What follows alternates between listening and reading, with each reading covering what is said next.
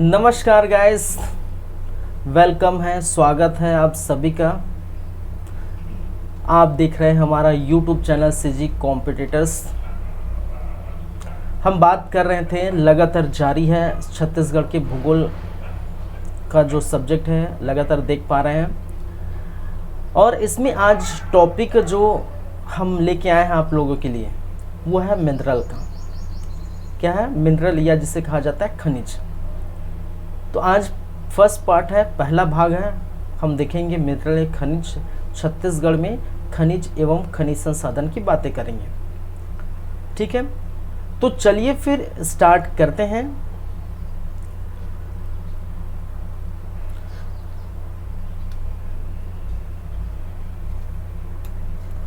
आज का हमारा टॉपिक है, क्या है भाई? छत्तीसगढ़ में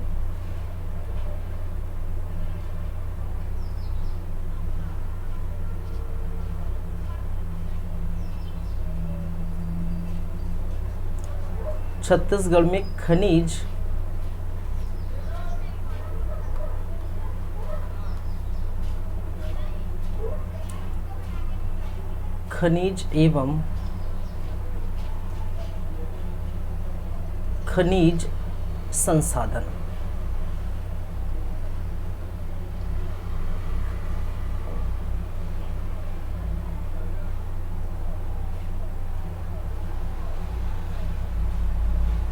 चलिए, ठीक है। अब देखिए, खनिज है, खनिज संसाधन है। तो सबसे पहले हम बातें कर लेंगे किसकी? खनिज पढ़ रहे हैं तो सबसे पहले हम देख लेंगे कि आखिरकार खनिज होता क्या है। ठीक है, सबसे पहले हम बात कर लेंगे किसकी भाई? खनिज या मिनरल क्या होते हैं, या मिनरल क्या होते हैं।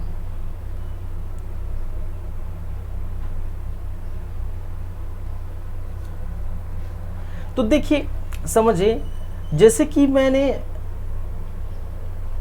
कि हम पढ़े हैं, क्या पढ़े हैं? छत्तीसगढ़ की भूगर्भीय संरचना। देखे नहीं भाई? छत्तीसगढ़ की भूगर्भीय संरचना पढ़े हैं। और छत्तीसगढ़ की भूगर्भीय संरचना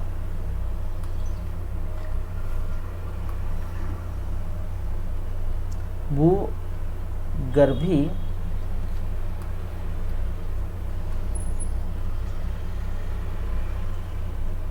संरचना, इसके अंदर विभिन्न स्थानों पर, छत्तीसगढ़ के विभिन्न स्थानों पर क्या देखने को मिलता है? चट्टानें देखने को मिलती हैं। कहीं आपके गोंडवाना क्रम के चट्टान देखने को मिलता है, कहीं आपके आर्कियन सेल समूह देखने को मिलता है। ठीक है, क्या मिलता है? कहीं आपको गोंडवाना क्रम के चट्टान, कभी आर्कियन सेल समूह, कहीं आपका दक्कन ट्रैप, ठीक है, कहीं आपका धारवाड़। तो इस प्रकार से कई स्थानों पर आपको देखेंगे, जैसे कि मैंने क्या कहा, दक्कन ट्रैप है। ठीक है, दक्कन ट्रैप, धारवाड़, गोंडवाना,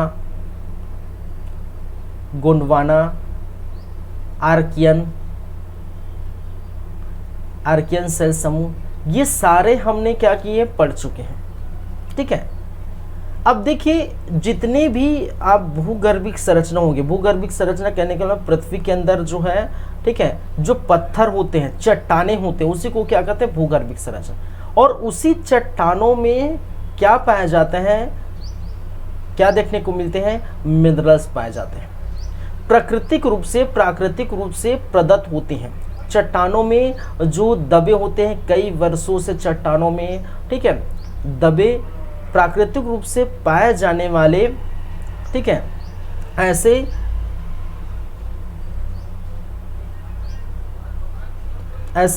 जो है धातु के साथ आपको देखने को मिलता है। बहुत सारे जो है, जैसे उसमें कंकड़ होंगे, पत्थर होंगे, ठीक है, छोटे मोटे जो है धातु देखने को मिलेंगे। तो ये पूरा मिलाकर क्या कहलाता है? खनिज। तो अगर इसकी डेफिनेशन पर चले तो खनिज क्या है? तो वे जो है प्राकृतिक पदार्थ, ठीक है, खनिज एक प्रकार का ठीक है, प्राकृतिक रूप से पाए जाने वाले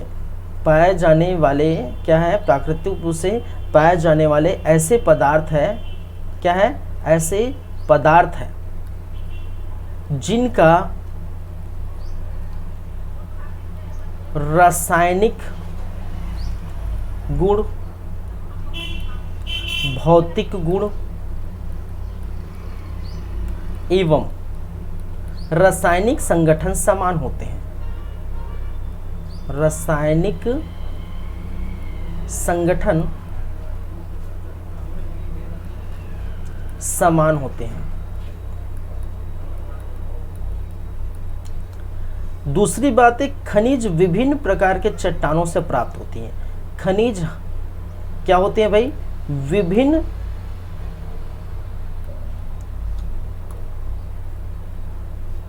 मैंने क्या कहा,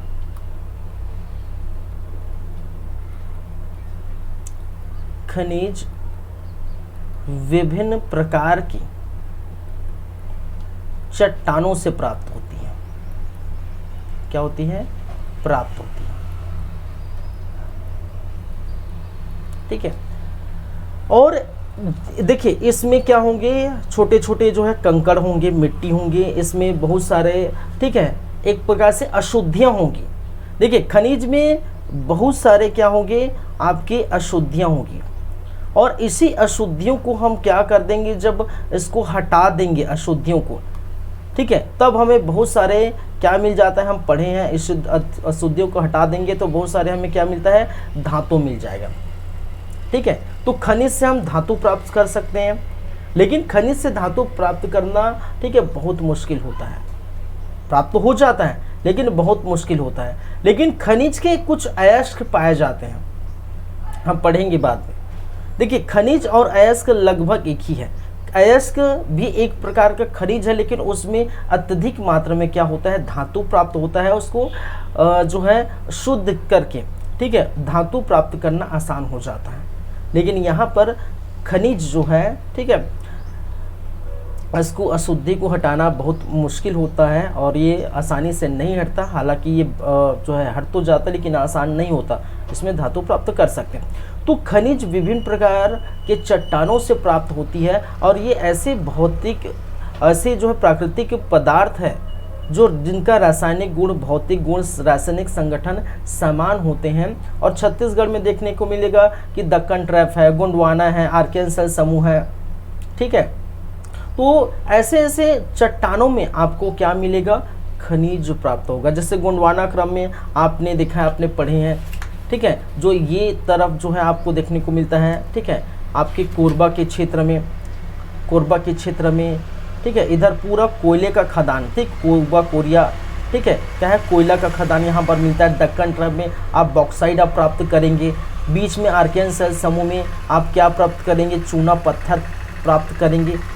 ठीक है, इधर आपका जो है जो लौह अयस्क, लौह और डोलोमाइट, लौह अयस्क और डोलोमाइट प्राप्त करेंगे।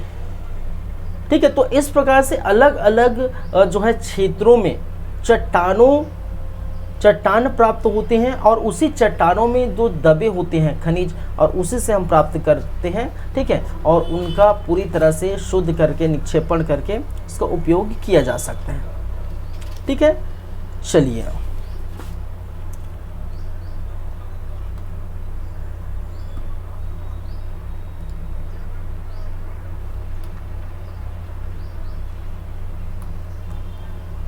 इसको मैं हटा देता हूं थोड़े। अब देखिए छत्तीसगढ़ की खनिज की बातें कर रहे हैं, छत्तीसगढ़ की खनिज, तो छत्तीसगढ़ में समझिएगा, छत्तीसगढ़ में कुल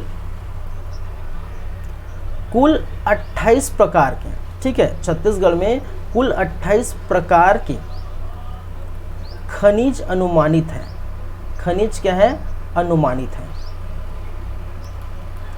कि भाई 28 प्रकार के खनिज है। ठीक है, ऐसा अनुमान लगाया गया है। लेकिन इनमें से 28 में से लगभग सिर्फ और सिर्फ जो है 21 प्रकार की हम क्या करते हैं, किस प्रकार के प्राप्त कर सकते हैं, प्राप्त कर सकते हैं, करते हैं। लेकिन अभी तक जो 18 प्रकार के ही प्राप्त कर रहे हैं। ठीक है, मैंने क्या कहा कि छत्तीसगढ़ में खनिजों के जो प्रकार हैं वो लगभग 28 प्रकार के खनिज अनुमानित है। जैसे आपका कोयला हो गया, डोलोमाइट हो गया, वेस्फर हो गया, चूना पत्थर हो गया, लौएस्क हो गए, ऐसे ऐसे क्या है 28 प्रकार के खनिज अनुमानित हैं। लेकिन 21 प्रकार के ही खनिज क्या है किया जा रहा है। लेकिन अगर मेनली रेगुलरी की बात करें, कभी 21 हो जाता है, कभी 20 हो जाता है। रेगुलरी बात करें तो रेगुलरी 18 प्रकार के खनिज हम प्राप्त करते हैं। लेकिन कभी कभी 21 प्रकार की खनिज भी हमें प्राप्त होती, पूरे के पूरा 28 प्रकार के खनिज प्राप्त नहीं होती। ठीक है, तो समझ गए खनिज क्या होता है। एक प्राकृतिक रूप से पाए जाने वाले ऐसे पदार्थ है जो चट्टानों में दबे होते हैं। ठीक है, और उनको निकाल कर, ठीक है, और उसको शुद्ध रूप से क्या किया जाता है, ठीक है, नवीनीकरण किया जाता है। ठीक है, चलिए ठीक है, ये पूरी बातें, आगे चलते हैं। अब भी खनिजों का वर्गीकरण हम देखेंगे।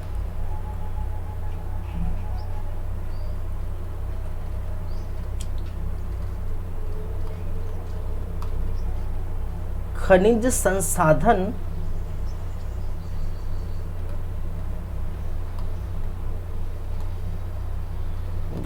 हम देखें खनिजों का वर्गीकरण करेंगे। यार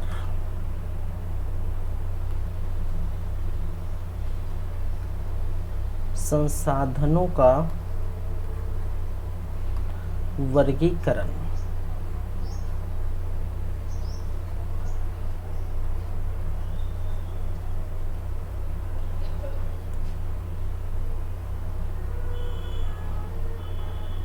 इस खनिज संसाधनों का वर्गीकरण हम कितने रूप में करते हैं, 3 रूप में। 3 रूप में हम पढ़ेंगे।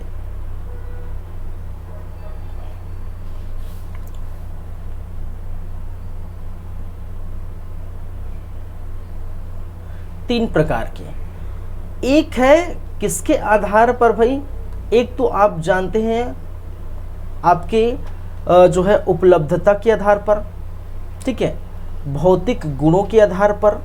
चलिए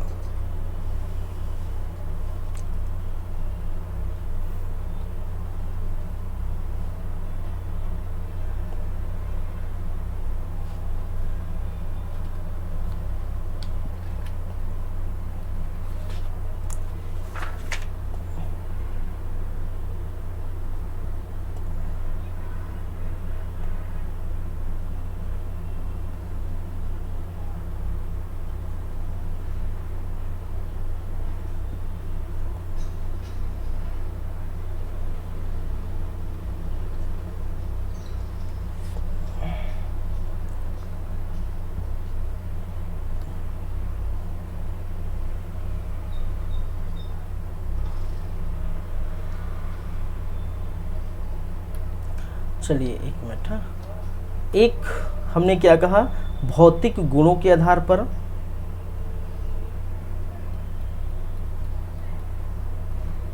भौतिक एवं रासायनिक गुण, एवं रासायनिक गुणों के आधार पर, और दूसरा उपलब्धता के आधार पर, उपलब्धता के आधार पर। ठीक है,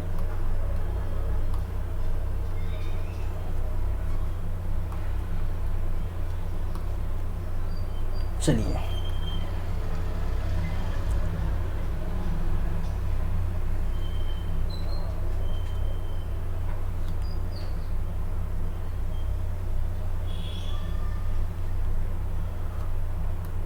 देखिए, भौतिक और रासायनिक गुणों के आधार पर हम देखें तो इसको भी हम क्या करते हैं, 2 प्रकार के इसको डिवाइड कर देते हैं।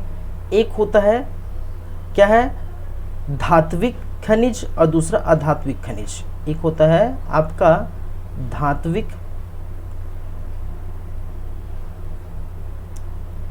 दूसरा है अधात्विक खनिज, और दूसरा है अधात्विक खनिज।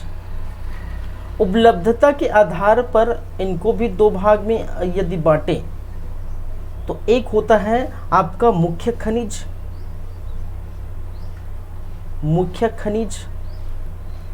और दूसरा होता है गौण खनिज।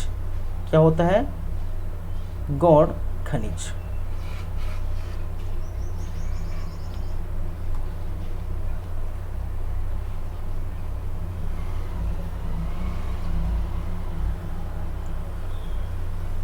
चलिए,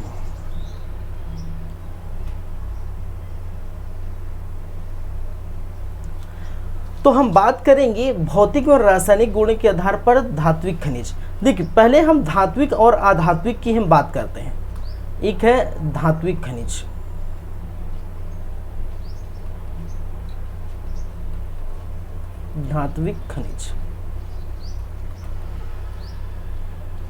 और दूसरा है अधात्विक खनिज। क्या है?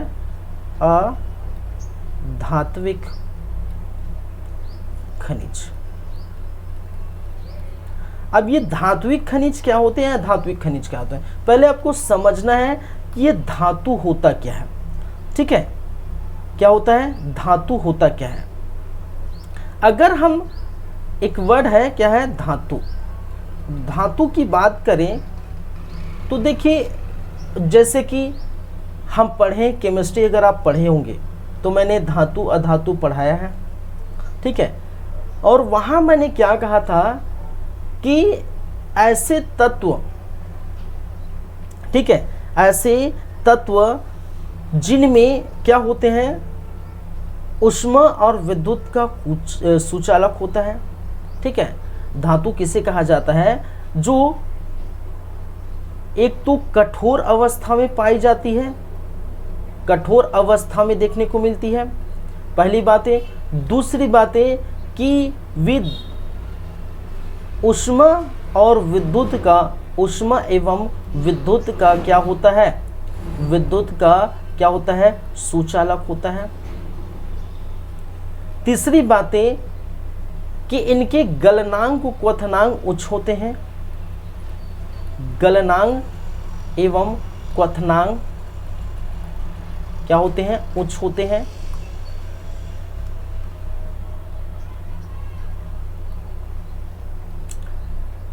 साथ ही साथ इसकी जो है तन्यता इसमें होती है, तन्यता होती है। आघात वर्धना होता है, आघात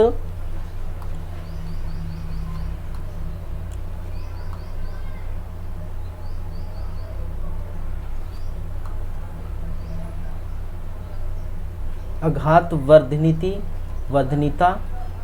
इसमें चमक होती है, चमक आदि होती है। क्या कहलाता है? धातु कहलाता है, धातु कहलाता है।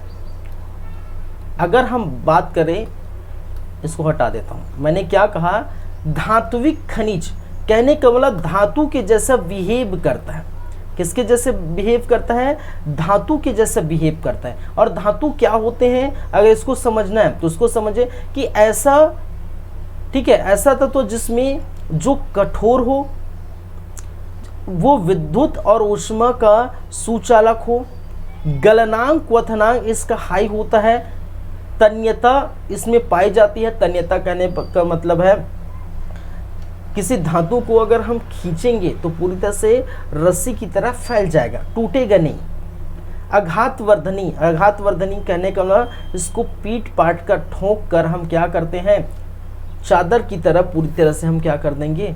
एक प्रकार के चादर की तरह बना देंगे, उसको कहा जाता है आघात वर्धनी। जैसे हमने पढ़े हैं केमिस्ट्री में, सोना बहुत ज़्यादा आघात वर्धनी होता है, उसको जितना पीटेंगे, जितना फूकेंगे, वो चादर की तरफ फैलते जाता है। इसमें चमक होती है, आदि गुण होते हैं, उसको हम क्या कहते हैं? धातु कहते हैं। ठीक है, और अधातु जस्ट अपोजिट, अधातु कठोर अवस्था में, ठीक है, कभी कभी पाया जाता है, पूरी तरह से नहीं मिलता वो तो, या फिर ठीक है पूरी तरह से नहीं मिलता, द्रव अवस्था में ज़्यादातर देखने को मिलता है। कुछ कुछ धातु जो है, अधातु जो है आपकी कठोर पाए जाते हैं, ठीक है, तो कठोर भी बोल सकते हैं, कठोर भी मिलता है अधातु आपका, ठीक है, साथ ही साथ आपके जो है ठोस अवस्था में, ठीक है, कठोर और ठोस अवस्था, कठोर प्लस ठोस, ठीक है, एवं ठोस, कठोर अवस्था में, ठोस अवस्था में आपकी जो ठोस अवस्था मिलता है आपके द्रव अवस्था में मिलता है, ठीक है, गैस अवस्था में मिलता है अधातु। द्रव अवस्था में एक ही मिलता था, ब्रोमीन हम पढ़े हैं, ठीक है, तो ठोस और गैस अवस्था में ज़्यादातर देखने को मिलता है अधातु। चलिए इसकी बात करें। अब देखिए धात्विक खनिज की बातें करें तो कौन कौन से धात्विक खनिज हैं, ठीक है, तो एक है आपका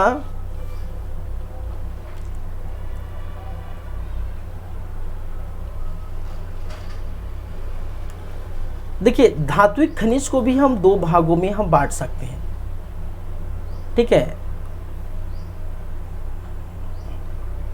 अगर हम धात्विक खनिज की बात करें तो एक होता है आपका लौह धातु, इसको दो भागों में अगर बांटे तो एक होता है लौह धातु, ठीक है, या लौह खनिज, क्या बोलते हैं, लौह खनिज। कहने का मतलब जिसमें लोहा पाया जाता है, ठीक है, जिसमें क्या होता है, जिसमें क्या पाया जाता है, लोहा पाया जाता है, वो लौह खनिज हो गया। एक होता है अलौह खनिज, अलौह खनिज लोहा नहीं पाया जाता भाई, जिसमें लोहा नहीं पाया जाता, ऐसे खनिज में क्या लोहा नहीं पाया जाता। जैसे लोहा किसमें किसमें पाया जाता है, एक तो आपका लौह अयस्क है, क्या है, लौह अयस्क,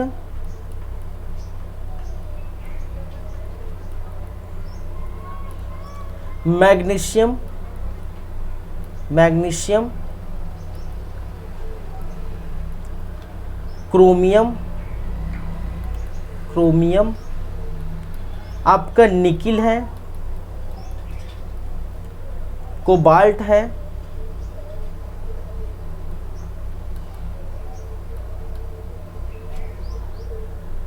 टंगस्टन है, आदि क्या होते हैं, लौह खनिज होते हैं जिसमें लोहा देखने को मिलता है, ठीक है। फास्फोरस है, फास्फोरस अलौह खनिज कहने का मतलब जिसमें लोहा की मात्रा नहीं होती, तो वो कौन कौन से अलौह खनिज, जैसे कि आपके बॉक्साइड है, क्या है, बॉक्साइड,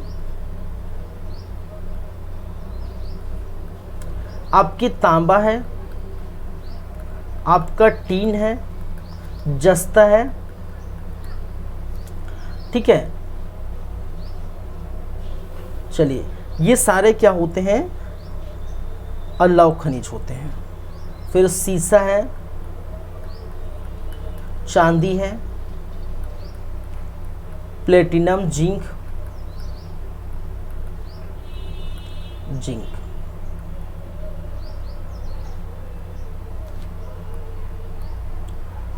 क्या है, जिंक। तो ये सारे क्या होते हैं, अलौह खनिज जिसमें लोहे की मात्रा नहीं होती। सिंपल सी बात है, जिसमें लोहे की मात्रा हो वो क्या कहलाता है, लौह खनिज कहलाता है, जिसमें लोहे की मात्रा ना हो वो अलौह खनिज कहलाता है, ठीक है। और धातु खनिज कहने का मतलब जिसमें धातु जो है धातु के जो गुण पाए जाते हैं, ठीक है। चलिए ये हो गया धात्विक खनिज। दूसरा हम बात करें अधात्विक खनिज। एक होता है अधात्विक खनिज, अब देखिए अधात्विक खनिज कहने का मतलब क्या है, जिसमें अधातु के जैसे गुण हो, ठीक है, क्या हो, जिसमें किसकी गुण हो, अधातु। अब अधातु की बात करें, अधातु किस प्रकार के गुण रखते हैं तो जस्ट, ठीक है, इसमें ठोस एवं गैस अवस्था में मिलता है, गैस अवस्था होती है इसमें। इसमें चमक नहीं रहता, चमक नहीं होता, अधातु में चमक नहीं होता, तन्यता नहीं होती, ठीक है, तन्यता नहीं होती,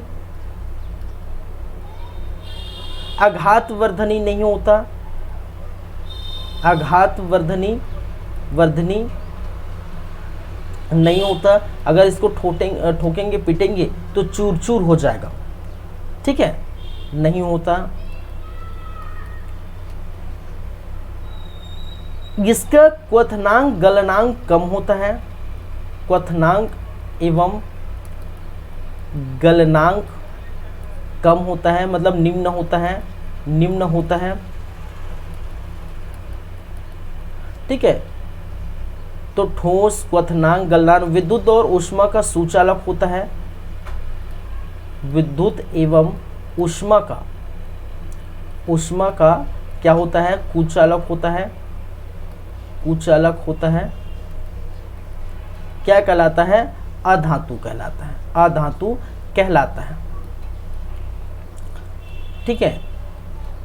तो अधातु किसे कहते हैं भाई, तो मैंने क्या कहा कि ऐसे जो ठोस अवस्था में भी मिल सकते हैं, गैस अवस्था में भी मिल सकता है, ठीक है, कई द्रव अवस्था में मिलते हैं। चमक इसमें नहीं होता, बिल्कुल चमक नहीं होता, चमक रहित है, ठीक है। तन्यता बिल्कुल नहीं होती, इसको अगर खींचेंगे तो टूट जाएगा। आघात वर्धनी नहीं होता, अगर इसको ठोकेंगे पीटेंगे तो चूर चूर हो जाएगा। गलनांक, क्वथनांक क्या होता है, कम होता है, निम्न होता है, ये कम, ठीक है। इनके जो गलनांक क्वथनांक समझते ना, गलनांक क्वथनांक मैंने बताया, गलनांक क्वथनांक क्या है, जब ठोस को हम अत्यधिक ताप देते हैं, किसी ठोस अवस्था में स्थित वस्तु को, पदार्थ को जब अत्यधिक ताप देते हैं तो वो चेंज हो जाता है किसमें, द्रव अवस्था में। तो इस स्थिति को हम कहते हैं गलनांक। जैसे कि अगर हम बर्फ है, बर्फ को अगर उसको अत्यधिक ताप देंगे, कहने का मतलब अगर वो फ्रीज में है बर्फ को निकाल दें और निकालने के बाद वो कहीं अत्यधिक ताप में धूप में रख दें तो 5 मिनट में पूरा बर्फ पिघल जाएगा। तो ताप तो दे रहे हैं ना, चाहे सूर्य का प्रकाश हो ताप, चाहे हम कहीं से भी, या एटमॉस्फेयर चेंज हो जाएगा फ्रीज में, ठीक है। फ्रीज में जो है मान के चलिए वो जितने भी 10-15 डिग्री सेल्सियस है, बाहर निकालेंगे तो यहाँ का तापमान अभी तो वह 40-45 हो गया है, गर्मी का मौसम है, तो ये तुरंत पिघल जाएगा। तो जब उसको ताप देते हैं ठोस अवस्था को, वो तो द्रव में पिघल जाता है, तो इसको हम कहते हैं गलनांक, ठीक है। ये पढ़े होंगे, अगर हो सकता है आप मेरी केमिस्ट्री क्लास पढ़े होंगे, ठीक है, तो आप उस समय आप जो है जानते नहीं जानते तो मैं यहाँ बता देता हूँ। क्वथनांक, ठीक है, क्वथनांक क्या होता है, जब हम क्या करते हैं भाई, ठीक है, जिसको बोलते हैं बॉइलिंग। क्वथनांक बॉइलिंग कहते हैं, गलनांक मेल्टिंग कहते हैं, इंग्लिश में क्या कहते हैं, गलनांक को मेल्टिंग, मेल्ट होना, ठीक है। तो वो होता है जब, मैंने क्या कहा, गलनांक मतलब जब ठोस अवस्था द्रव में चेंज हो जाता है, ऐसे तो गलनांक कहते हैं। अब जस्ट उसके बाद अगर वो द्रव अवस्था में, मान के चलिए पानी अवस्था में, अब पानी को आप उबालिए, 100 डिग्री सेल्सियस में उबलता है, पानी को उबालिए और उबालने के बाद उसका भाप जो है वाष्प के रूप में, वाष्प के रूप में जो पानी उड़ जाता है, तो उसी को हम कहते हैं क्वथनांक, ठीक है, बॉइलिंग। अगर पानी किस में चेंज हो जाएगा, वाष्प के रूप में, ठीक है। तो ऐसे जो तत्व होते हैं जिनके गलनांक क्वथनांक निम्न होते, कहने का मतलब थोड़ी कम ताप देने पर भी, ठीक है, वो ठोस से द्रव में, द्रव से आपके गैस में, या कहने का मतलब वाष्प में कन्वर्ट हो जाता है एकदम आसानी से, ये कहलाते हैं अधातु, और ठोस अवस्था जैसे हमने कहा था जैसे धातु की, ठीक है, धातु को एकदम लोहे को बहुत ज़्यादा गलाना पड़ता है। लोहे देखिए ना बहुत ज़्यादा ठोस से अगर लोहे को तरल लोहा बनाना है तो देखिए इतना ताप देना पड़ेगा, इतना ताप देना पड़ेगा, ठीक है, बहुत ज़्यादा ताप देना पड़ेगा, ठीक है, तब वो गलेगा, ठीक है। तो इस प्रकार से कुछ ठोस अवस्था है जो जिसका गलनांक क्वथनांक बहुत हाई होता है, कहने का मतलब वो धातु कहलाता है, ये अधातु कहलाता है, ठीक है। विद्युत ऊष्मा का क्या होता है, कुचालक होता है। कहने का मतलब जो अधातु होते हैं उसमें अगर हम इलेक्ट्रिसिटी प्रवाहित करेंगे, ठीक है, तो प्रवाहित नहीं होगा, जैसे धातु में होता है। हमने कहा धातु में क्या होता है, विद्युत ऊष्मा का क्या होता है, सुचालक, जैसे कॉपर के वायर, ये जो है कॉपर क्या है, धातु है। कॉपर के वायर में इलेक्ट्रिसिटी जो प्रवाहित होती है, आप घर घर जाके देखिए जो खंभे लगे हैं, घर में जो वायर लगे हुए हैं, बोलते हैं ना कॉपर के वायर लगाइए, कारण वही है कि उसमें सुचालक होते हैं। चलिए, तो ये तो प्रॉपर्टीज हैं अधातु की, ठीक है, अधातु की प्रॉपर्टीज है, ये गुण है कि ऐसा होता है। तो कौन कौन से ऐसे खनिज है हमारे पास, हमारे छत्तीसगढ़ में कौन कौन से ऐसे खनिज है जो अधातु की तरह बिहेव करता है, जिसमें ये सारी क्वालिटी, ये सारी प्रॉपर्टी पाई जाती है। तो वो कौन कौन से भाई अधातु, चलिए, एक तो आपका क्या है,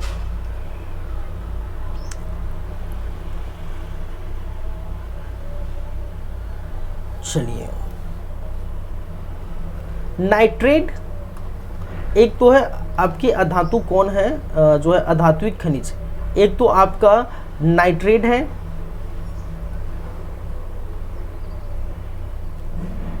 आपका फास्फोरस है,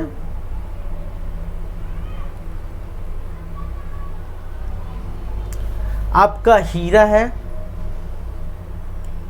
संगमरमर,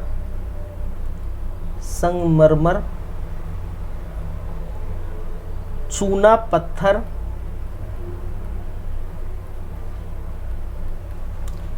ग्रेनाइट, अभ्रक, जिप्सम,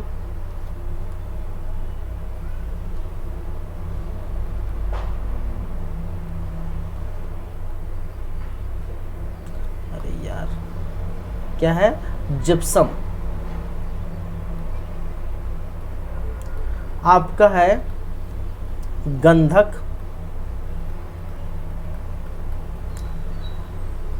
ठीक है, पन्ना लाल, हीरा पन्ना समझते हैं, हीरा की तमन्ना है मुझे, पन्ना मुझे मिल जाएगा, गाना सुने ना, चलिए वही है, लाल, आपका मरकत,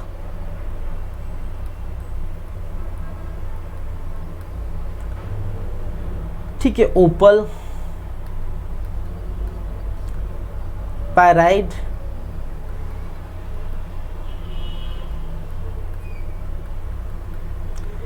एस्बेस्टस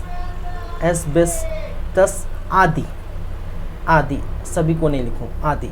तो ये सभी क्या है भाई, ये सभी क्या है, ये सभी है आपके धात्विक खनिज, क्या है, धात्विक खनिज है, सॉरी अधात्विक, अरे अधात्विक तो पढ़ चुके हैं, अधात्विक खनिज ये क्या है सभी, चलिए अधात्विक,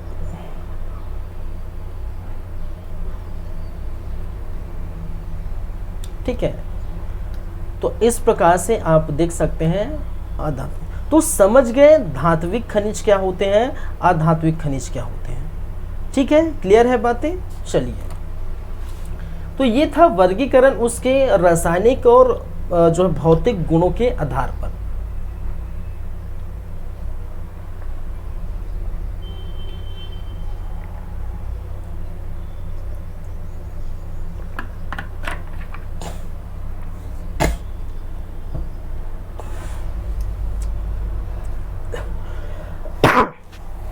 सॉरी,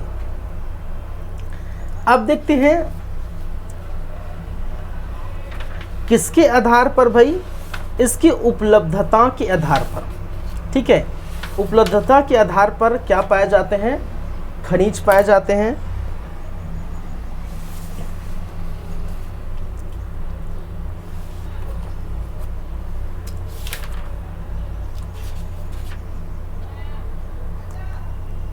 सॉरी, तो हमारा नेक्स्ट है उपलब्धता के आधार पर, उपलब्धता के आधार पर खनिज के प्रकार, खनिज के क्या है? प्रकार। तो उपलब्धता के आधार पर खनिज के दो तरह के प्रकार होते हैं। ठीक है,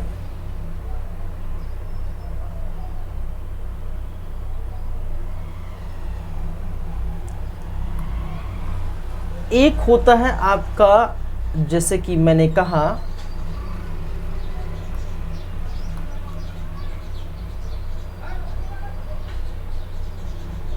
एक होता है गौण खनिज, एक होता है मुख्य खनिज। क्या है? एक होता है मुख्य खनिज और दूसरा है गौण खनिज। ठीक है, गौण खनिज। अब समझिए कि ये मुख्य खनिज क्या है और गौण खनिज क्या है। चलिए, मुख्य खनिज देखिए, मुख्य खनिज वे खनिज कहलाते हैं जिनकी क्वांटिटी बहुत ज़्यादा मात्रा में होती है। ठीक है, मुख्य खनिज वे खनिज कहलाते हैं जो बहुत ज़्यादा मात्रा में मिलते हैं, साथ ही साथ कहने का मतलब बहुत ज़्यादा मात्रा में उनका उत्पादन होता है, उनका भंडारण भी अत्यधिक मात्रा में होता है, जो बहुमूल्य होते हैं। हालांकि बहुमूल्य तो गौण खनिज भी होते हैं लेकिन उतना नहीं। ठीक है, जो बहुत ज़्यादा बहुमूल्य होते हैं और जिनकी उत्पादन भंडारण बहुत ज़्यादा होती है और बहुत ज़्यादा मात्रा में छत्तीसगढ़ में पाए जाते हैं, तो ऐसे खनिजों को हम क्या कहते हैं? मुख्य खनिज के कैटेगरी में फिट करते हैं। ठीक है, अरे मेरा वीडियो नहीं है क्या? चलिए, ठीक है, ऐसे को हम मुख्य खनिजों के रूप में फिट करते हैं। गौण खनिज, गौण खनिज क्या कहलाते हैं भाई? गौण खनिज वे खनिज कहलाते हैं जिनकी जो ज़्यादा मात्रा में मिलते नहीं हैं, ज़्यादा मात्रा में प्राप्त नहीं होते और उसके लिए ना तो ज़्यादा भंडारण की जो है ज़रूरत होती, ज़्यादा भंडारण नहीं रखते। ऐसे खनिजों को हम क्या कहते हैं? गौण खनिज होते हैं कहते हैं। छत्तीसगढ़ में अभी की स्थिति की बात की जाए, ठीक है, तो देखिए मुख्य खनिज पहले देख लेते हैं क्या क्या मुख्य खनिज है। एक तो आपका मुख्य खनिज में आएंगे लोहा, ठीक है, कोयला, तो सबसे पहले कोयला क्या है आपका? कोयला। दूसरा मुख्य खनिज है आपका लौह अयस्क,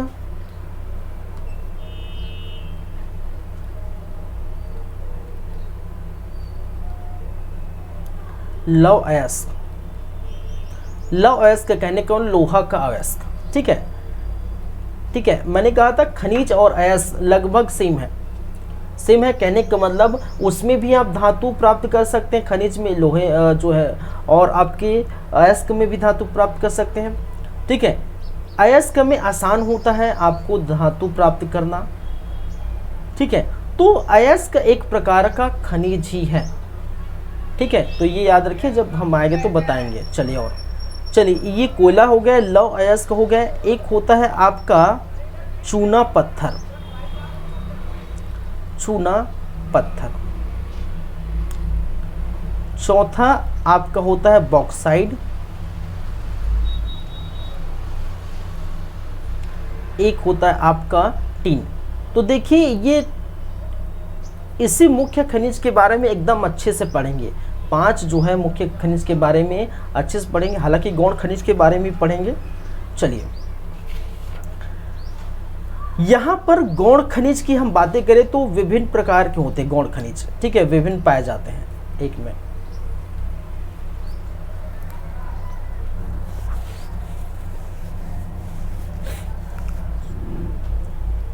चलिए मैंने क्या कहा, विभिन्न क्या है गौण खनिज पाए जाते हैं। जैसे कि आप देख रहे हैं डोलोमाइट है, डोलोमाइट गौण खनिज के रूप में, ठीक है। ग्रेनाइट है गौण खनिज के रूप में। आपके मुरुम है गौण खनिज है एक प्रकार का। क्वार्ट्ज, क्वार्ट्जाइट, आपका फायर क्ले, फायर क्ले गौण खनिज है। पत्थर गौण खनिज है। आपका कोरंडम, कोरंडम गौण खनिज है। आपका चाइक्नाई, चाइनाक्ले, अजीब नाम है, गौण खनिज है। मिट्टी गौण खनिज है। रेत गौण खनिज है, ठीक है। फर्शी पत्थर, फर्शी पत्थर गौण खनिज है। इसको वीडियो को अभी हटा देता हूं, दिखेगा नहीं, ठीक है। चलिए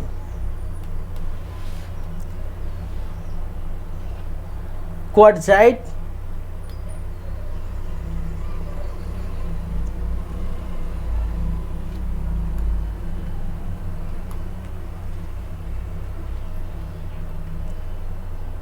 क्वार्ट्जाइट गौण खनिज है,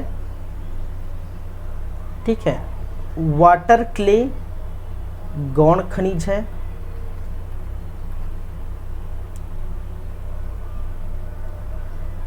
सॉरी वाइट क्ले है, ये है वाइट क्ले,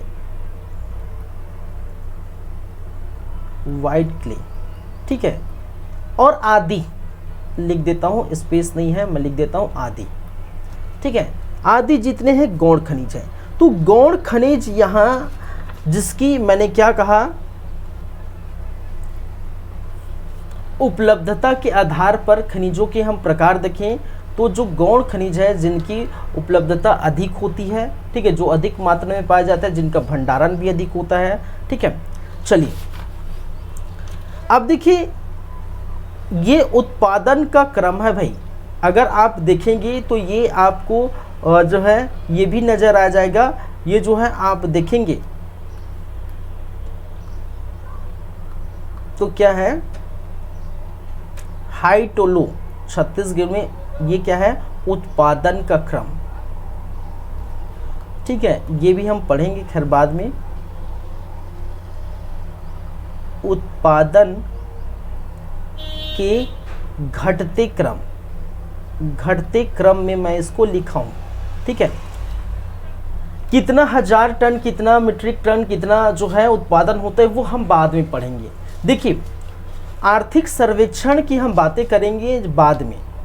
आर्थिक सर्वेक्षण की अलग से जो है एक बोल सकते हैं एक बैच बनेगा जो है, ठीक है, एक सब्जेक्ट में लाऊंगा, ठीक है, आर्थिक सर्वेक्षण करके। उस आर्थिक सर्वेक्षण में आपके जितने भी होंगे, ठीक है, जितने भी होंगे, चाहे वो वन से रिलेटेड होंगे, चाहे सिंचाई से रिलेटेड होंगे, ठीक है, उद्योग से रिलेटेड होंगे, नगर विकास से रिलेटेड होगा, ठीक, ग्रामीण विकास से रिलेटेड होगा, जनसंख्या से रिलेटेड होगा, शिक्षा, स्वास्थ्य आदि से जितने भी हैं, जितने से भी रिलेटेड होगा सबका क्या होगा, ठीक है, एक हम जो इकोनॉमिक सर्वे लाएंगे। उस इकोनॉमिक सर्वे में आपको पूरी तरह से ये जानकारी दे दिया जाएगा कि कितना क्या होता है। देखिए फिलहाल 2021-22, ठीक है, 2021-22 की बात करें, ठीक है, 2000 अभी जो अगर हम किसके आधार पर करें, ठीक है, 21-22 के आधार पर, आधार वर्ष अगर माने, ठीक है, 2021-22, और 2021-22 के तहत अगर देखा जाए तो यहाँ पर आपके जो मुख्य खनिज है, उस मुख्य खनिज लगभग कितने प्रतिशत, पूरे खनिज का 97% क्या होता है, आपका मुख्य खनिज का जो पूरी तरह से उपलब्धता देखने को मिली है। और जो 100% में बच गया कितना, 3%। 3% क्या है, गौण खनिज देखने को मिला। देखिए यहाँ पर ये भी बात है, पहले स्टार्टिंग में आप जो है 18, 19, 20 के आसपास पढ़ते हैं तो कभी आपने देखिए मुख्य खनिज कितना होता था, कभी आप पढ़ेंगे 94 होता था, गौण खनिज 4% होता था, सॉरी मैंने कहा 94, 94 होता था और ये 6% होता था। कभी आप 96 देखिए और ये 4% होता था, कौन, आपका गौण खनिज।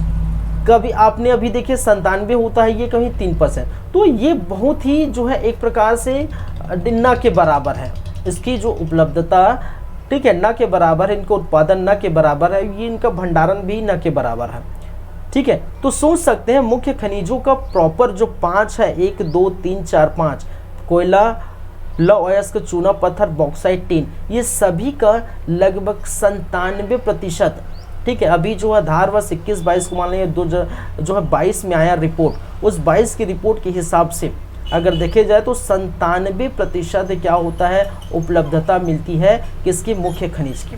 3% उपलब्धता गौण खनिज की मिलती है, ठीक है। और ये उत्पादन के मैं घटते क्रम में भी इसको लिख दिया हूँ, आप हम पढ़ेंगे बाद में, खैर, ठीक है। उत्पादन कहाँ कितना हुआ, कितना मीट्रिक टन हुआ, ठीक है, किस जिले, कौन सा जिला अग्रणी जिला है, किस जैसे कोयला है तो कोयले का उत्पादन, ठीक है, कहाँ हुआ, कितना ज़्यादा हुआ, किसमें कितना कम हुआ, कितना मीट्रिक टन हुआ, क्या है, वगैरह वगैरह बहुत सारे हम पढ़ेंगे। इसके डेटा, सभी का डेटा पढ़ेंगे, तो वो डेटा वगैरह बात आएगी, मैं यहाँ पर इसके कॉन्सेप्ट को बताऊँगा, डेटा वगैरह बात आएगी, कुछ बताऊँगा, ठीक है। लेकिन पूरा हम जब जो है आर्थिक सर्वेक्षण, इकोनॉमिक सर्वे पढ़ेंगे तो वहाँ सभी हम बात करेंगे, ठीक है। चलिए, तो ये मुख्य खनिज और ये कितना, गौण खनिज 97% और 3%, तो ये याद रखेंगे, ध्यान रखेंगे, ठीक है भाई। चलिए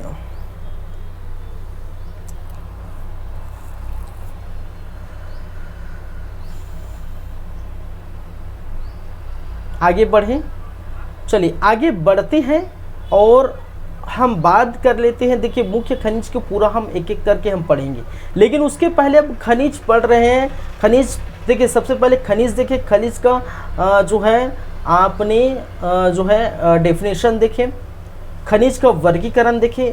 अब बात करेंगे, देखिए खनिज तो प्राप्त तो हम ऐसे से नहीं निकाल सकते, ऐसे कहने का मतलब है भाई जाके खनिज चट्टानों में मिलते हैं तो हम अपने आप से खोद के तो निकाल नहीं सकते, भाई सभी खनिज निकल गए, चलो खोदो इसको, ठीक है। तो वो क्या करते हैं, यहाँ पर छत्तीसगढ़ में 3 ऐसे कंपनी हैं, कुछ बाहर की कंपनी, कुछ छत्तीसगढ़ की कंपनी। जैसे आपका CMDC है, ठीक है, Chhattisgarh mineral corporation development corporation, कहने का मतलब छत्तीसगढ़ खनिज विकास निगम है, ये खनिजों को निकालती है। NMDC है जो दंतेवाड़ा क्षेत्र में, किरंदुल क्षेत्र में, ठीक है, आपका जो है वो खनिज क्या करता है, निकालता है, ठीक है। SCL है, वो खनिज निकालता है। तो ये जो चीज़ें हैं ये हम पढ़ेंगे कि कौन कौन सी कंपनी है जो खनिजों को प्राप्त करती हैं छत्तीसगढ़ में, और उनका राजस्व क्या है, और वो क्या क्या है, कब स्थापना हुई है, ठीक, ये थोड़ा बहुत जानकारी आपको रहना चाहिए, ठीक है। तो ये हम बात करेंगे थोड़ी देर में, कहने का मतलब है 2 मिनट का ब्रेक रहेगा, ठीक है, और 2 मिनट के ब्रेक के बाद हम कंटिन्यू करेंगे आगे की क्लास, और आगे की क्लास कुछ और देखेंगे जो भी है, फिर कंटिन्यू कोयला, लौह अयस्क, चूना पत्थर, बॉक्साइट, टिन, जो मुख्य खनिज है उनको सबसे पहले हम बात करेंगे। चलिए, तो 2 मिनट का ब्रेक है, ब्रेक के बाद कंटिन्यू करते हैं, आते हैं फिर, तब तक के लिए आप इस चीज़ को देखिए, ठीक है, समझिए। चलिए।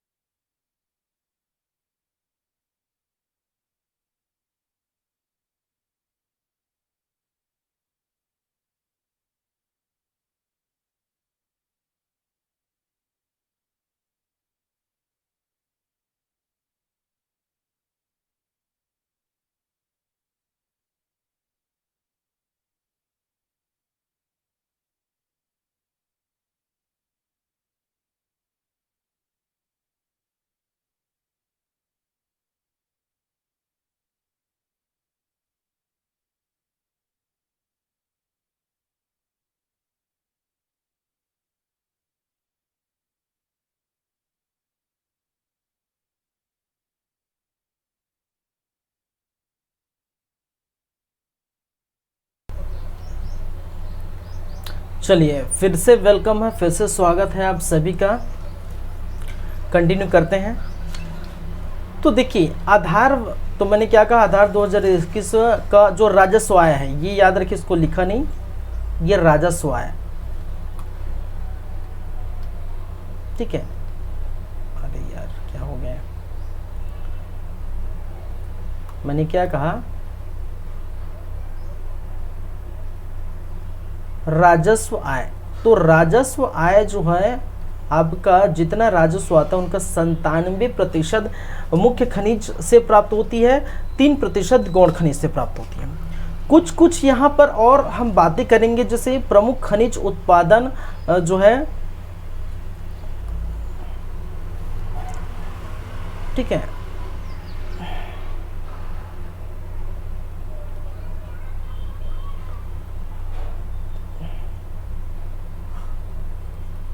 खनिज उत्पादन के आधार पर देखा जाए तो यहां पर जैसे कि कोयला है, आपका लौह अयस्क है, क्या है, लौह अयस्क, आपका चूना पत्थर है,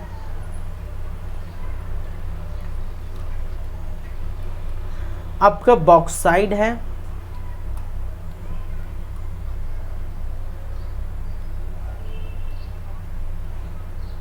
ठीक है, और आपका टीन है। ये मुख्य खनिज है। और इस मुख्य खनिज की अगर हम बातें करें तो ये खनिज उत्पादन कब 21-22 का है, 2021-22 का अगर डेटा देखा जाए, अभी 23 चल रहा है, ठीक है, आने ही वाला है, ठीक है, क्या है, आने ही वाला है 22-23 का। तो अभी फ़िलहाल 21-22 का अवेलेबल है। तो 21-22 का अगर हम देखें तो कोयला 154120, ठीक है, 1000 मीट्रिक टन, ये जो है आपका किस में है, 1000 टन में, क्या है, किस में है ये डेटा, 1000 टन में। लौह अयस्क का 41313, चूना पत्थर का 41, ठीक है, 888, बॉक्साइड का 968, ठीक है, टीन का 26383, 1000 टन। ये है खनिज उत्पादन का, क्या है, कोयला कितना हुआ, लौह अयस्क का, चूना पत्थर का कितना हुआ, ये आपको देखने को मिलता है, ठीक है। अगर छत्तीसगढ़ का भारत में योगदान देखा जाए, इसको मैं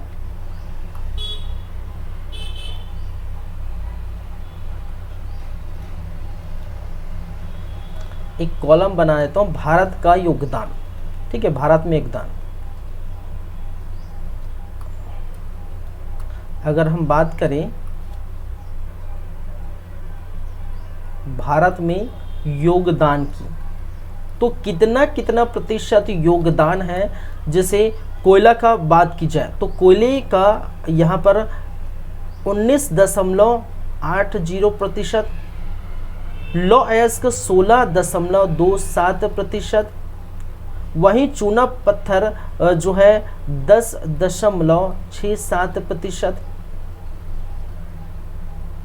वहीं हम बॉक्साइड की बात करें 4.30%, वहीं हम टीन की बात करें तो 100%, जानते हैं टीन 100% यहाँ पर देखने को मिलता है, ठीक है।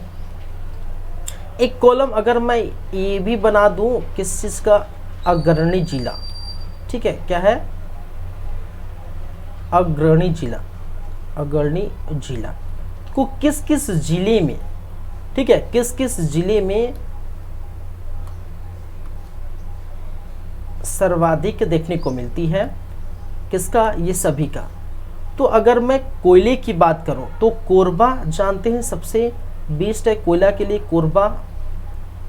दंतेवाड़ा लोएस्क, मैंने कहा दंतेवाड़ा लोएस्क प्राप्त होती है। आपके बलौदा बाजार चूना पत्थर, बलौदा बाजार में, ठीक है, क्योंकि ये चूना पत्थर जो आर्कान्सास समूह में प्राप्त होता है। बॉक्साइट बलरामपुर में, जहाँ दक्कन ट्रैप है, बलरामपुर, ठीक है, दक्कन ट्रैप वगैरह है। टीन आपके कहाँ पर मिलता है? दंतेवाड़ा में, दंतेवाड़ा में। तो ये कुछ डेटा है, आपको याद रखना है, ठीक है।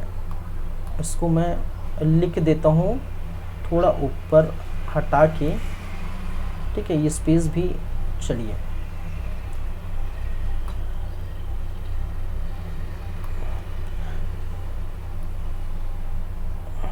क्योंकि ये कॉलम बनेगा तो थोड़ा अच्छा दिखेगा, ठीक है। मैं इसको अच्छे से ही बना ही देता हूँ।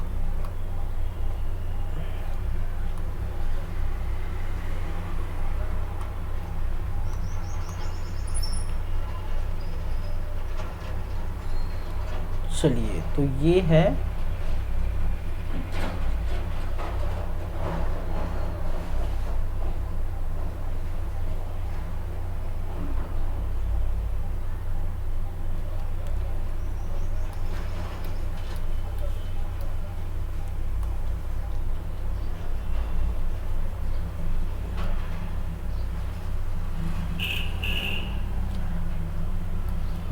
तो मैंने क्या लिखा? छत्तीसगढ़ में उत्पादन, उत्पादन, ठीक है। ये है हजार क्या है? टन में। और ये कितनी कब का है? ये डेटा जो रहेगा ये पूरे का पूरे, ठीक है, बाद में हम बात करेंगे। ये भारत में जो है, भारत में हिस्सेदारी, ठीक है, क्या है? भारत में योगदान का है, कॉलम है भारत में योगदान कितना प्रतिशत है, ठीक है। और ये अग्रणी जिला, ठीक है, छत्तीसगढ़ के अग्रणी जिला। तो ये कॉलम मैंने बना दिया, अब आपको दिक्कत नहीं होगा, ठीक है।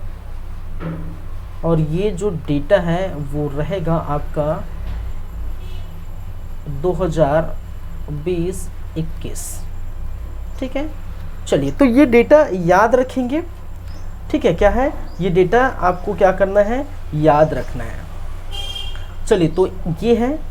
और आप जानते हैं उत्पादन के क्रम में और भंडारण के क्रम में, ठीक है, उत्पादन के क्रम में आप जानते हैं कितने नंबर में जो आता है, और भंडारण के क्रम में कितने नंबर, तो टॉप 5 में है हमारा छत्तीसगढ़, क्या है? टॉप 5 में है। तो ये याद रखिए, ठीक है। देखिए, ये सारी चीज़ें मैं और बताऊंगा, मैंने कहा ये थोड़ा मैं बता देता हूँ, ठीक है। ये सारी चीज़ें मैं इकोनॉमिक सर्वे में और बताऊंगा, ये याद रखिए। चलिए,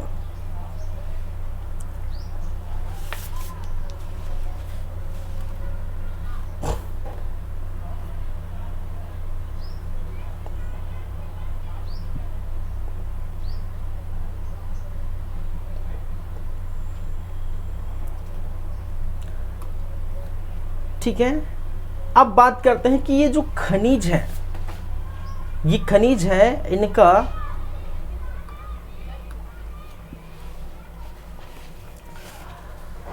इनको निकालता कौन है?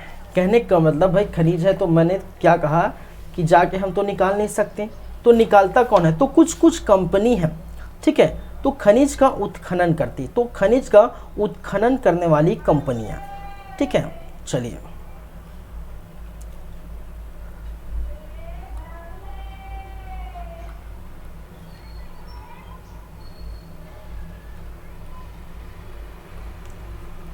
खनिजों का उत्खनन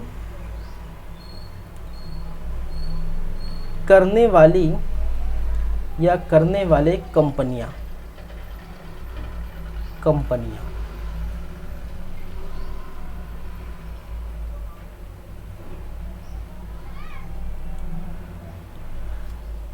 तो देखिए 3 कंपनी है, जैसे कि मैंने कहा छत्तीसगढ़ में खनिज को उत्खनन कौन करेगी? 3 कंपनी है।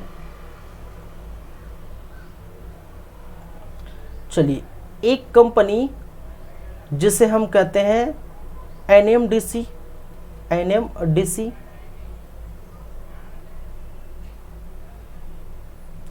एक कंपनी जिसे हम कहते हैं SECL,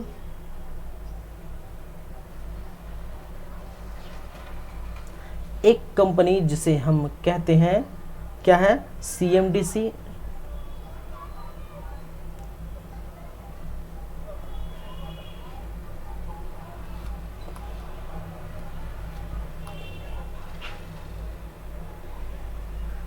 चलिए ये सारी कंपनी क्या करती है? उत्खनन करती है। ठीक है, चलिए एनएमडीसी की हम बात करें तो यहाँ अगर ये छत्तीसगढ़ में जो मुख्यालय है, छत्तीसगढ़ में मुख्यालय है आपका दंतेवाड़ा, और दंतेवाड़ा में खासकर ज़्यादा आपको जो है दंतेवाड़ा में जो लौह अयस्क है, लौह अयस्क प्राप्त करती हैं। क्या पढ़ती हैं? लौह अयस्क प्राप्त करती हैं। क्या प्राप्त करती हैं? लौह अयस्क। और देखेंगे तो इन्होंने विभिन्न इकाई खोली है। ठीक है, यूनिट खोले हैं। जैसे आपके किरंदुल के यूनिट खोले हैं, किरंदुल में यूनिट खोले हैं उत्खनन के लिए। आपके बचेली में है इसका यूनिट, आपके बैलाडीला में है, बैलाडीला में है। किरंदुल में 68 में खोले हैं, 1968, 1980 में बचेली में, और 1988 में बैलाडीला में ये खोले हैं। ठीक है, तो एनएमडीसी क्या करती है? ठीक है, ये क्या करती है? उत्खनन करती है। किसका? खनिजों का, और खासकर लौह अयस्क का। ठीक है, किसके द्वारा? ठीक है, लौह अयस्क का खनिज करती है। ठीक है, देखिए एनएमडीसी एक प्रकार का नवरत्न कंपनी है। ठीक है, एक नवरत्न कंपनी है। SECL भी हम देखेंगे वो मिनी रत्न कंपनी है। ये SECL, इसका अगर हम बात करें तो मुख्यालय कहाँ पर है? मुख्यालय कहाँ पर है? आपका बिलासपुर में। ठीक है, बिलासपुर। चलिए, ये इसका अगर स्थापना देखे जा, ठीक है, इसका स्थापना तो 1985 में हुआ था इसका स्थापना। उत्पादन कब स्टार्ट हुआ? तो उत्पादन आप जो है 1987 में स्टार्ट हुआ, ये याद रखेंगे इसके बारे में। और एक प्रकार का ये मिनी रत्न कंपनी है। ठीक है, क्या है? मिनी रत्न कंपनी है। देखिए कंपनी को उसके बहुत सारे आधार हैं, हम बात करेंगे अलग से, महारत्न, मिनी रत्न, ठीक है, नवरत्न। ठीक है, क्या है? क्या होता है आपका? महारत्न होता है, नवरत्न होता है, और मिनी रत्न होता है। मिनी रत्न बहुत सारे आधार है कि आपको इतना जो है इतने वर्षों में इतना जो है इतने का उत्पादन आपको देना चाहिए। ठीक है, इतना प्रॉफिट होना चाहिए, इतने लाख का वगैरह वगैरह, जो भी बहुत सारे आधार है, उसको मान कर उस कंपनी को जितना ज़्यादा आय होगा उसके आधार पर कंपनी को, ठीक है, पहले मिनी रत्न घोषित किया जाएगा। मिनी रत्न जो है नवरत्न बनता है, और नवरत्न महारत्न बनता है। ठीक है, इस प्रकार से जो है कंपनी देखने को मिलती है। ठीक है, तो फिलहाल अभी मेरे ख्याल से अभी आई थिंक मैं बोल रहा हूँ, ठीक है, आई थिंक बोल रहा हूँ, ठीक है, शायद मेरे ख्याल से महारत्न की जो कंपनी है वो 11 है, नवरत्न की कंपनी 13 है, और मिनी रत्न की कंपनी 73 है, 73 है। आई थिंक मैं बोल रहा हूँ, पूरी तरह से श्योर नहीं हूँ। ठीक है, मुझे भी ध्यान नहीं है, लेकिन कुछ महीने पहले 7 से 8 महीने पहले मैंने ये जो चेक किया हुआ था कि मैंने महारत्न जो है, ठीक है, 11 थे, नवरत्न 13 और मिनी रत्न 73। ठीक है, तो ये हम बात करेंगे जब ये कंपनी वगैरह हम बात करेंगे कौन सा मिनी रत्न है, कौन महारत्न है, कौन कितना, ठीक है, क्या क्या कार्य, क्या कितना उत्पादन है, किस किस क्षेत्र में क्या क्या कार्य करते हैं, ये सारी हम बात करेंगे। ठीक है, तो किस प्रकार से उसको दर्जा मिलता है, क्यों, ठीक है, कितना प्रॉफिट होता है, क्यों दर्जा मिलता है, कैसे ये बनते हैं मिनी रत्न महारत्न कंपनी, ये अलग से हम बातें करेंगे। तो फिलहाल तो आप इसको यही जानिए कि जो है आपका, ठीक है, NMDC एक प्रकार का नवरत्न कंपनी है। क्या है? नवरत्न कंपनी, नवरत्न कंपनी है। ठीक है, SCL ये मिनी रत्न कंपनी है, मुख्यालय बिलासपुर में और स्थापना 85 में, उत्पादन 87 में हुआ। ये मिनी रत्न कंपनी का जो है, ठीक है, इनका कार्य कोयला खनना है भाई साहब। ठीक है, SCL जो आप देखेंगे इसका अगर कार्य की बात करें तो बिलासपुर, ठीक है, क्या है? कोयला उत्पादन, छत्तीसगढ़ में कोयला उत्पादन, क्या है? कोयला उत्पादन ये करता है। चलिए CMDC, ठीक है, चलिए CMDC जिसकी जो है गठन हुआ था, कहाँ पर भाई? गठन हुआ था आपकी 7 जून 2001 को। ठीक है, इसका गठन हुआ था। मुख्यालय क्या है भाई? मुख्यालय क्या है? इसका मुख्यालय रायपुर है। क्या है? रायपुर में है। चलिए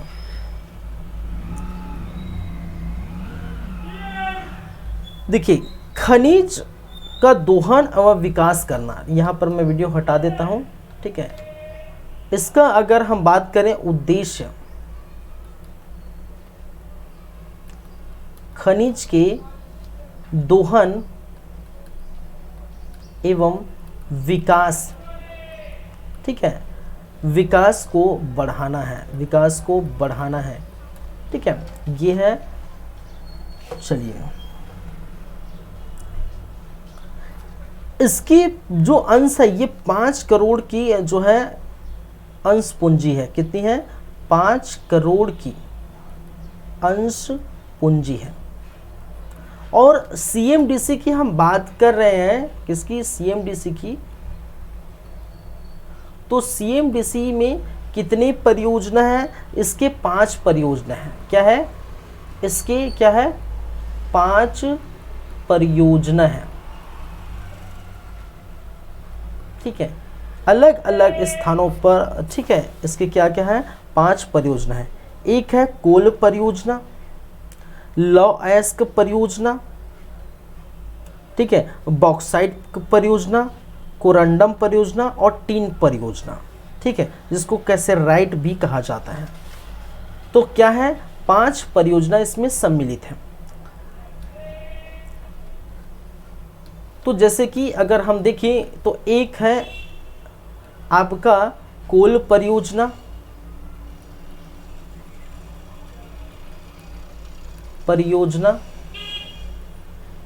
एक है आपका लौह अयस्क परियोजना,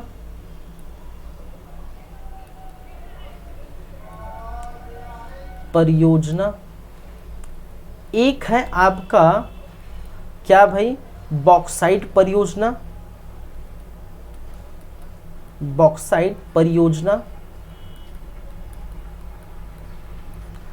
एक है आपका कोरंडम परियोजना,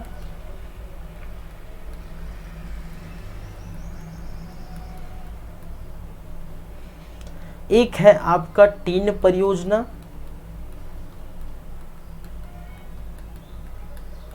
ये कितने हैं? 5 परियोजना देखने को मिलता है।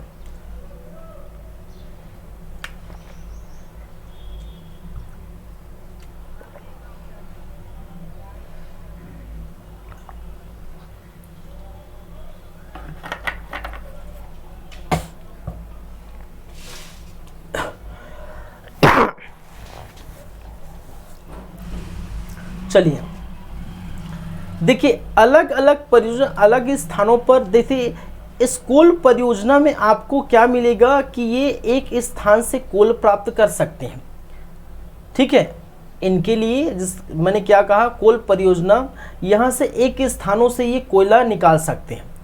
ठीक है, इनका हक इतना है कि एक स्थानों से निकाल सकता है कोयला। दूसरी लौ अयस्क परियोजना में इनका हक इतना है कि 2 स्थानों से ही लौ अयस्क ये निकाल सकते हैं। बॉक्साइट परियोजना के अंतर्गत लगभग 10 स्थानों से ये बॉक्साइट उत्पादन कर सकते हैं, निकाल सकते हैं। कोरंडम लगभग 3 स्थानों से ये निकाल सकते हैं। कितने स्थानों से भाई? 3 स्थानों से ये कोरंडम निकालते हैं। और टीन लगभग 14 स्थानों से क्या करते हैं, निकालते हैं। 14 स्थानों कहला, ठीक है, 14 जगहों से जो भी है। जैसे यहाँ हम देखिए, एक स्थानों से कहने का मतलब है कौन वो एक स्थान होगा, तो आपका कोरबा है। ठीक है, तो केरवा कोल जो लिमिटेड है, कोल माइन, ठीक है, केरवा कोल लिमिटेड, इससे ये जो कोरबा है यहाँ से क्या निकालते हैं भाई? ठीक है, कोल निकालते हैं, ये इनका कार्य है। लौ अयस्क में अगर 2 स्थानों से, तो एक है आरी डोंगरी कहाँ पर है? आपका कांकेर पर, कांकेर की आरी डोंगरी, और बैलाडीला, दंतेवाड़ा के जो है बैलाडीला, ठीक है, क्या है? दंतेवाड़ा के बैलाडीला और कांकेर के आरी डोंगरी के 2 प्रमुख स्थानों से लौ अयस्क प्राप्त करने की जो परियोजना है उसको हम क्या कहते हैं? लौ अयस्क परियोजना कहते हैं। बॉक्साइट परियोजना में मैंने कहा लगभग 10 स्थानों से, तो ये सरगुजा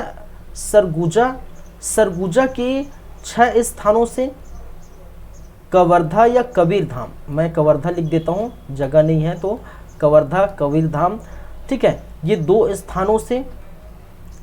आपके बलरामपुर के 1 स्थानों से, और जसपुर के 1 स्थानों से एक स्थान से क्या निकालते हैं? बॉक्साइट निकालते हैं। ठीक है, तो खासकर बलरामपुर जसपुर एरिया में बहुत ज़्यादा बॉक्साइट की मात्रा होते पाए जाते हैं, क्योंकि जो, ठीक है, दक्कन ट्रैप वगैरह यहीं स्थानों पर आपको देखने को मिलता है, यहीं से बॉक्साइट मिलती है। तो ये सरगुजा से 6, कवर्धा से 2, बलरामपुर से 1, जसपुर से 1, तो कितने हो गए भाई? आपका 6, 2, 8, 1, 9 और 1, 10 हो गए। तो 10 स्थानों से क्या करते हैं, जो है बॉक्साइट निकाल सकते हैं। कोरंडम 3 स्थानों से निकाल सकते हैं, तो वो 3 स्थान कौन होंगे? कुचनूर, जो बीजापुर, तो बीजापुर के पूरे 3 स्थान हैं, तो 3 स्थान कुचनूर में ही वो जो कोरंडम प्राप्त करेंगे। 3 जगदलपुर के जितने हैं, तो जगदलपुर जो बस्तर है, बस्तर के जगदलपुर है, वहाँ से पूरा 3 यही निकालेंगे 14 स्थानों पर, ठीक है, 14 जगहों से। चलिए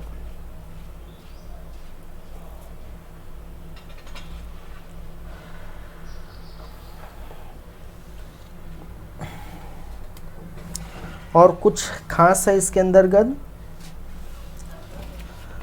चलिए, तो ये कार्य करते हैं भाई साहब सभी इस प्रकार से निकालने का।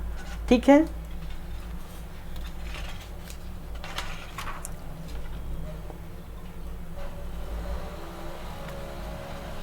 आगे बढ़ें, आगे हम बात करेंगे।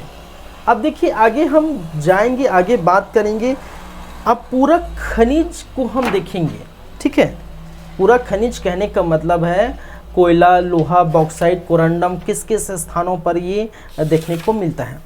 ठीक है, कोयला, लोहा, आपके बॉक्साइट, फिर चूना पत्थर, टीन, सोना, ठीक है, डोलोमाइट, कोरंडम, ग्रेनाइट, हीरा, अलेक्जेंड्राइट, गार्नेट, ग्रेफाइट, संगमरमर, अभ्रक, क्वार्ट्ज, मैग्नीज, फ्लोराइड, यूरेनियम। ठीक है, ये सारे के सारे हम क्या करेंगे, बातें करेंगे। ठीक है, चलिए, लेकिन उसके लिए टाइम है। सबसे पहले हम एक एक करके हम बात करेंगे। सबसे पहले हम जो बातें करेंगे वो है क्या है, कोयला की। ठीक है, तो कोयला किस स्थानों पर पाया जाता है, कौन से चट्टानों पे मिलती है, ठीक है, कितनी इसकी जो है रॉयल्टी है, ठीक है, छत्तीसगढ़ में इसकी कितनी रॉयल्टी है, छत्तीसगढ़ में इसका उत्पादन कितना है, उत्पादन के क्रम में क्या है, कौन से स्थान है, भंडारण के क्रम में कौन से स्थान है, कितना राजस्व देता है, ठीक है, छत्तीसगढ़ के कौन कौन जिले में कौन कौन स्थान में पाया जाता है, ठीक है, देश में योगदान कितना है, क्या है, ठीक है, ये सारी से चीज़ें हम बात करेंगे, ठीक है। लेकिन उसके लिए है थोड़ा समय, कहने का मतलब है आज की क्लास हम यहीं पर रखेंगे, क्योंकि स्टार्ट ऐसे नहीं करेंगे, क्योंकि समय नहीं है, 5 मिनट 10 मिनट का समय बचा है। मैं स्टार्ट करूँगा तो फिर दिक्कत हो जाएगा, क्योंकि जैसे कोयला स्टार्ट करूँगा तो पूरा आधा घंटा मैं लूँगा, ठीक है, पूरे एक एक चीज़ मैं मैप से दर्शाऊँगा कि कौन कौन से स्थान पर कोयला कहाँ मिलता है, क्या क्या चीज़ें हैं, क्या क्या बातें हैं, पूरा तो आधे घंटे तो वही लग जाएंगे, तो फिर टाइम नहीं है।